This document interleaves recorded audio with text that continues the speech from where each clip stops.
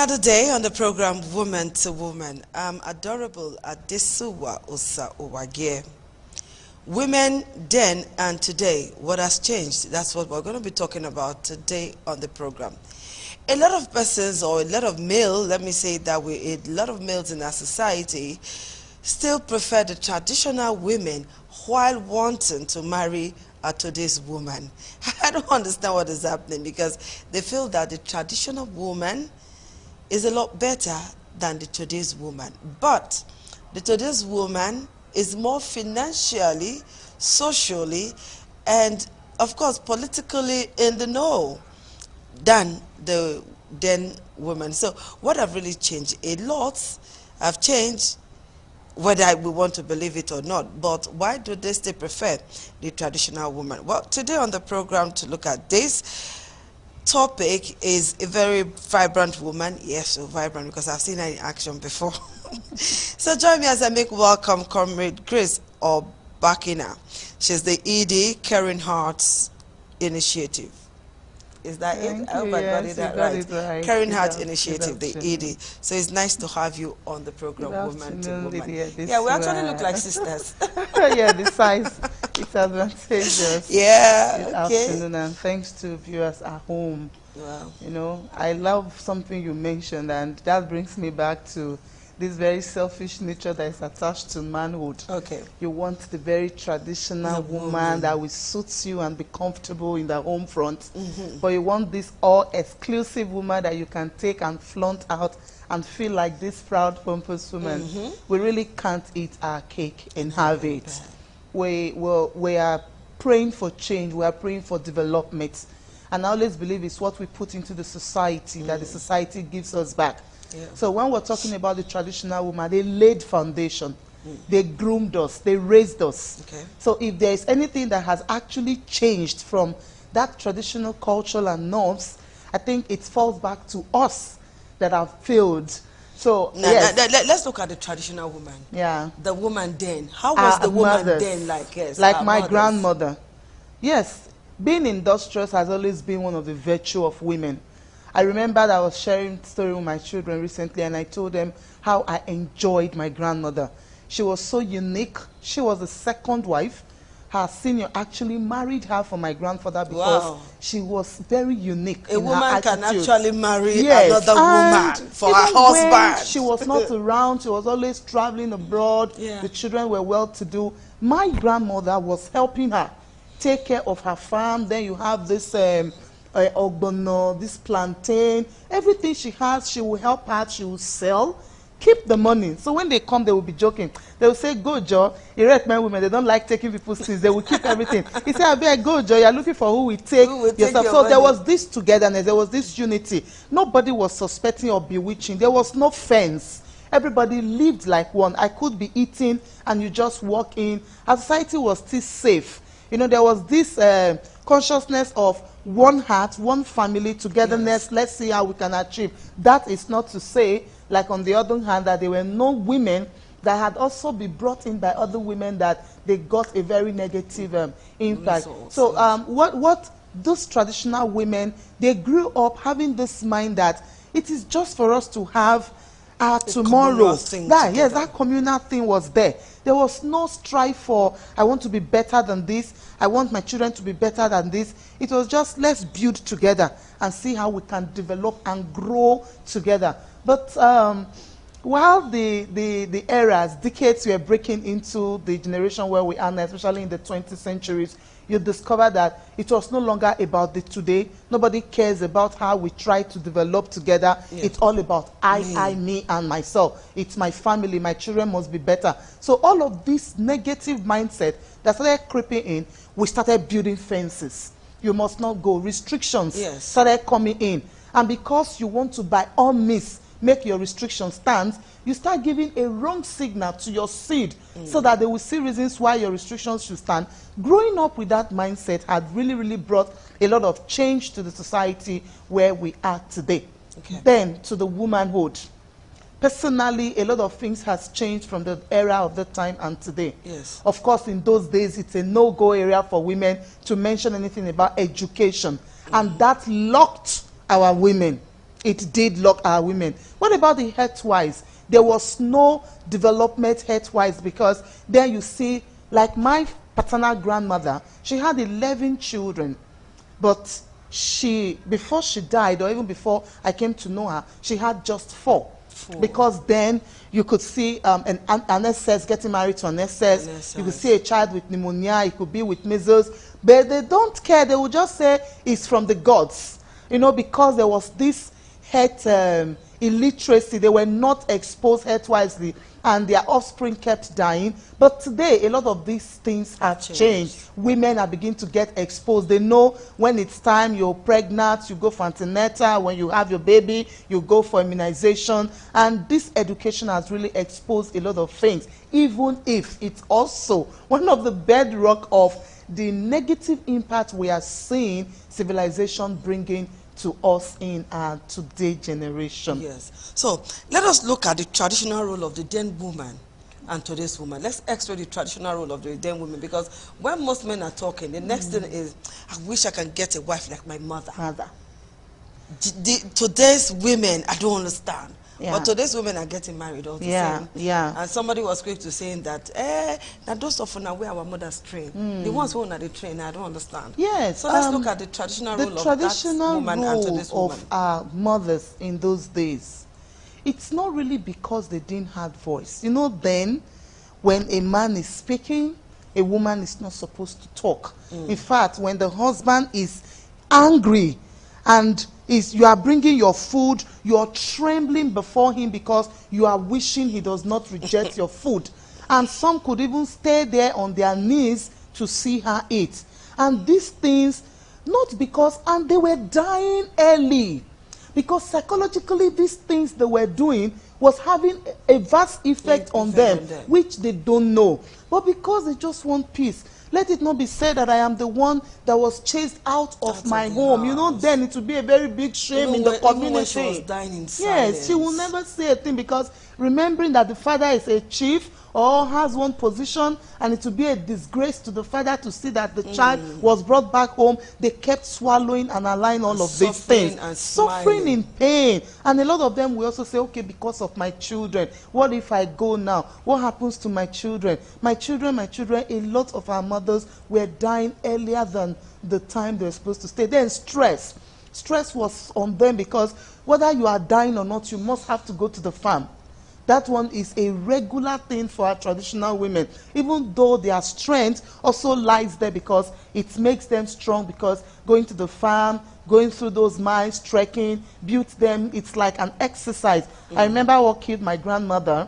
She was in the village and she was doing well until we felt, oh, please, it's time to. And my mother brought her. She kept crying, I want to go back. My farm is weedy. I want to. Immediately she went back, not quite long, because it's difficult to keep changing. Yes. She died. And whether we like it or not, I remember she keeps saying, if I don't go, I would die. If I don't go, I would die. I want to go and work. These things kept them going. But most importantly, our mothers.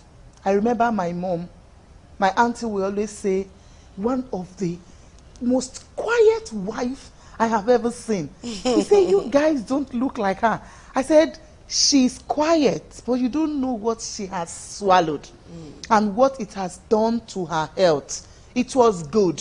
The example was perfect. Our men, they were happy, but the women were not. Because why? They were the one absorbing and having this to suffer. A man is wrong.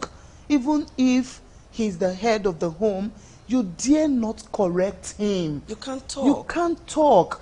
You are with your husband, it's as if you are with a boss. There was no this intimate relationship. It's just when he wants to come on to you, he tells you, I'm coming to your room today. In those days, they were not sleeping together in the same room. And I wonder how communications were flowing. It was just dishing of instructions. Yes, like when you're talking to your child, you know, when you want to talk, he comes, go and call your mother. Dish out the information, and she leaves. No dialogue, no advice. Yes, sir, is yes, sir. She goes, she delivers. And when it is time, No, I wonder what their romance life was, because I keep imagining you just come, do your thing, and then take a walk. And that's why it was not difficult for them to have more than 2, 3 wives then, because there was no emotional attachment. Most of the women get married by your father sees this person, he wants you to marry, and that's it. You don't have a say, you know. They were beautiful in their time. Okay. And so now, let's look at today's woman, because a lot of men are beginning to compare the today's woman to the yesterday's woman. A woman does anything wrong, oh, because she went to school. Yeah. A woman wants a loan, and you know there's a problem. Okay. A woman says she does not want to have more than 2 kids, and there is a problem. Now, what has changed between the yesterday woman and today's woman? Permit me to list this out. What has changed? Go ahead. I said women improvement and break from poverty. Okay. Education and constant training of women awareness. I talked about women health, which is very, very, very important. Then I mentioned women in armed conflict. You know, in those days, it's always been you're vulnerable, you are most affected, and now exposures of how you can also be resilient and be able to stand up in times of challenges has come in. Then there's one beautiful one, women access to loan. You see, in those days you have ideas, but you don't have the resources to do it, and in those days you dare not, especially when your husband is not. You can't even. What about owning of properties? It's a taboo. Because if a woman does, she will be ostracized from that family completely. But today we are seeing one of the beautiful things that have changed is the exposure of education. This was one key that was so strong on our women, on our mothers. Because they know if a woman gets educated, it exposes. And sorry, it's those that misuses it that you will have negative results from.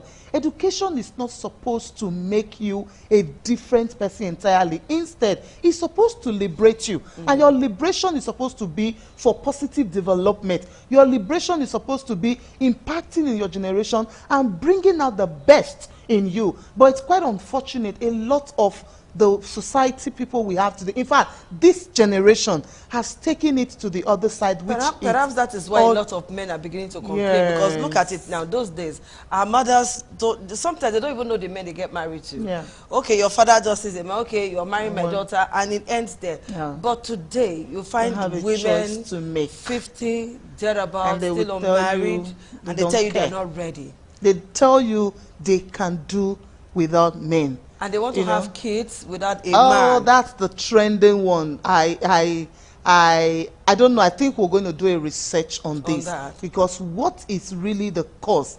The single motherhood or the baby mama trend is flowing alongside with this cyber criminals, this Yahoo guys. You discover they want to stay reachable. They don't want to be controlled.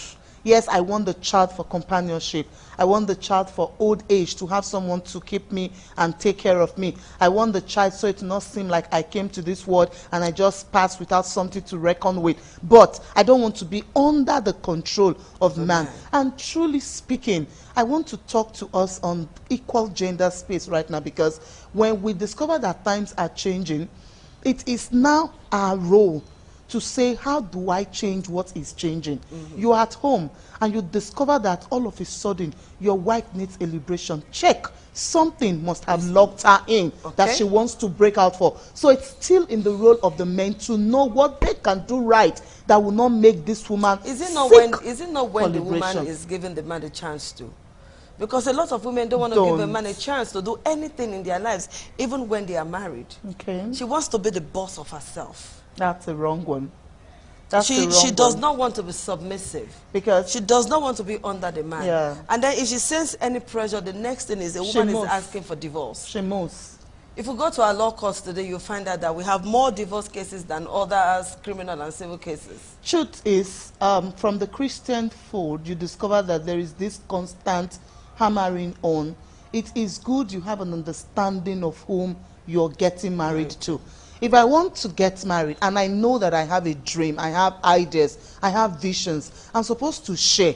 Does this person align with what I want to be? Does this person look like someone that will support what I want? And if you see that there are contradictions on your ideas. There is no need coming together because it's going to land both of you in trouble. But so sometimes compatibility. they do, you know, perhaps when a woman is frustrated or when she thinks, no, I can't get anything better, she just puts her head into marriage for the sake of marriage. That's what I'm saying. Is that not wrong? Compatibility should be put into consideration when you're preparing for marriage. Then you should be able to know, can I stay?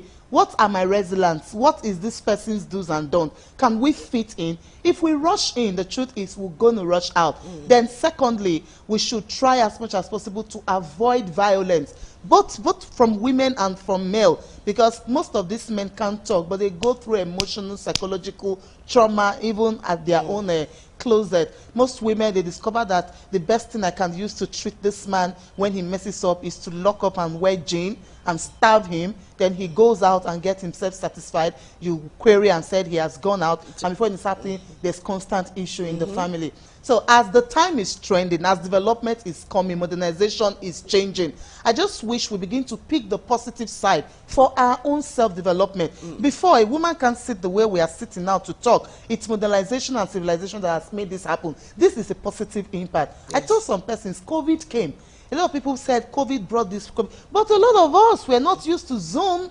A lot of us don't know what it was like, or rather, you can't sit and be doing Zoom when we have a lot of physical meetings that will fetch you so much. So, but today, we are all comfortable and trying to upgrade in our IT world to be able to meet the trend. So everything that happens has its own positive and its negative side. It is our duty to pick the positive side and begin to act upon it. But the unfortunate thing is the negative part that we're quick to pick it up. Because it's always very loud. The negative part is very, very loud. I tell most of our people, you sit down and you craft idea on how to dupe someone. Why not sit and craft that idea on how to bring benefits to maybe the banking industry, sell your ideas to the right persons and see if they can bring you into the process. But no, it's always quick. People want quick money, and today the young girls will not look for one good man that is good at his skill and is doing well, but rather will want this quick money. So I plead with us. It is still possible. Yes. I told somebody that the last sane generation we had is my generation. Sincerely. Because the generation we are having now is something else entirely. But I pray that as many of us that still have this burden, and we're in one way or the other doing our best to see how we can start from our home front to deposit the good things we still have left in us, we'll discover that the ones that are coming, we have a good head to spare. What has also changed, in those days, especially in the northern part, you see the high rate of infant marriage. Yes. But today, I know it still happens, but you see, but it's not as much yes, as it's not as much as it used to be. What about this when a woman gets married, he doesn't go out, he's locked in completely? Education has burst that in the northern part. It still happens, but it has like 65% gone out of it. That is also a positive thing that our modernization has brought to some parts of our country. Okay, let's look at today's woman before we go, because time is not really our friend. Today's woman, a lot of persons, even some of us women are complaining about the today's woman. The today's woman seems to have lost values. The today's woman seems to have lost religious values. Even though we are very religious, we faith everything, but that religiousness is not inside of the woman. It's a lived in that genuineness. That genuine conviction. Exactly. It's not inside the woman. So the today's woman, how do we deal with the today's woman before we leave? Let's go back to our drawing board. If our parents did not fail us, it would be shame on our part to fail our generation.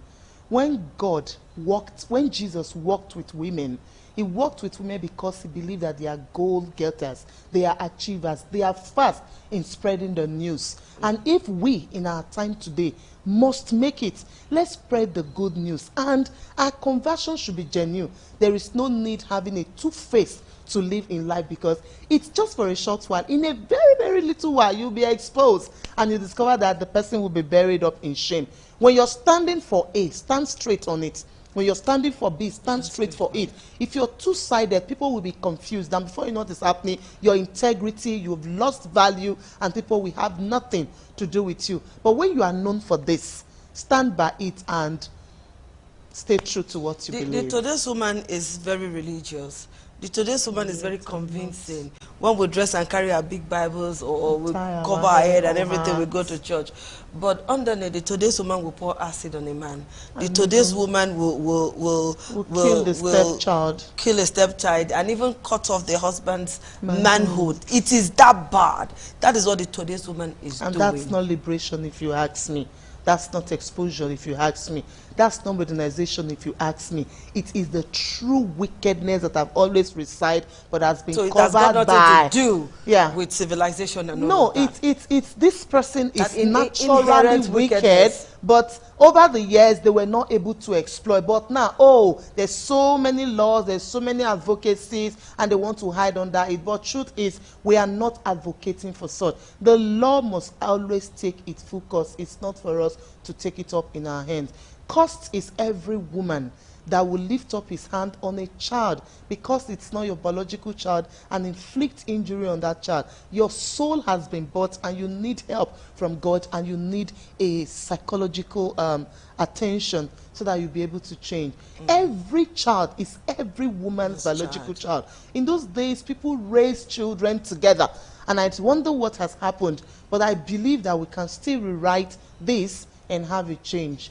If your husband is having issues with you, it's not for you to take laws into your hands. You have bodies with which you can address. Okay. But first, I always say, go for counseling. You just may be the cause of the change that you're seeing. Like to go women for don't go for counseling. That's they will tell you, I am good. And not even that, they will say they are scared. They don't know who they will talk to that will mock at them. The truth is, everybody have their story. Everybody have their story. People will laugh at you when you are alive. Nobody will see you to talk to when you are dead. You can be alive and stay positive when you meet the right persons and have the right voices to speak with you. Oh my God, I wish we could go on and on, Grace, but unfortunately our time is up. But we'll find time to do this again. We'll come and talk about this baby mamahood. Should I put it that way? Yeah, it's baby a trend, mamahood. Yeah. This trend I think it's becoming an association. and the ladies don't even care. They don't care. They don't see it as anything. It's still part of being today's woman. Yeah. All right, Grace, thank you for being part of the show today. We'll do this again sometime. It's all right, ladies, the fact that you're a woman gives you strength to do quite a number of positive things. Think about it, positive things, okay? We'll see you again next week. Until then, be a good woman, be a total woman. If you must be a today's woman, borrow some values from yesterday and you'll be complete. Thank you for being part of our show. Bye-bye.